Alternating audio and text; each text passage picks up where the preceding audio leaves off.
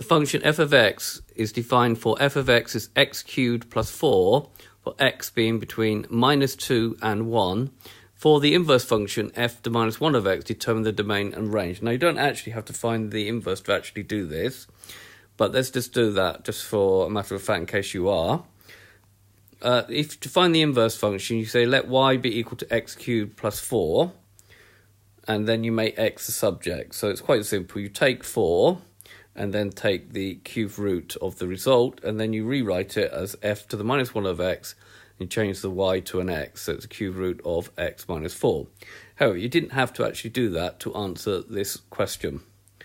So, for the domain, if I'd worked out f of minus 2 of x squared plus x cubed plus 4, that's minus 2 cubed plus 4, which is minus 8 plus 4. Don't forget minus 2 cubed is negative. You're going to get minus 4, okay, and then if you did f of 1, then that's 1 cubed plus 4, which is 1 plus 4, which is 5. So the domain of the inverse function will actually be from minus 4 to 5, and the range of it will be from minus 2 to 1. You just have to check also that in the inverse function there's nothing, there's no asymptotes involved, which is not in this case. So the domain of the f to minus 1 will be from minus 4 to 5. Okay, and then the range, okay, f to the minus 1 of x will be from minus 2. You either use y or f to the minus 1 of x to 1.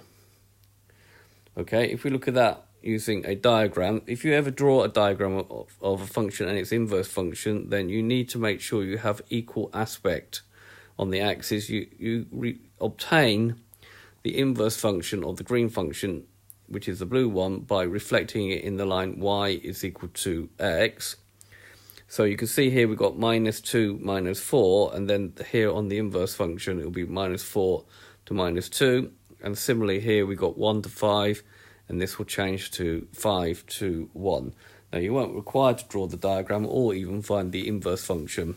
But this has been a video to show you how to find the domain and range of an inverse function given an original function with a restricted domain. I hope you've understood. Oh, before we carry on, let's just carry on. That will be the domain. So the domain is all the x values you can put in it, and the range will be all the y values that you get out. So this has been a video to show you how to find the domain and range of an inverse function given an original function with a restricted domain. I hope you've understood, and I thank you very much for watching.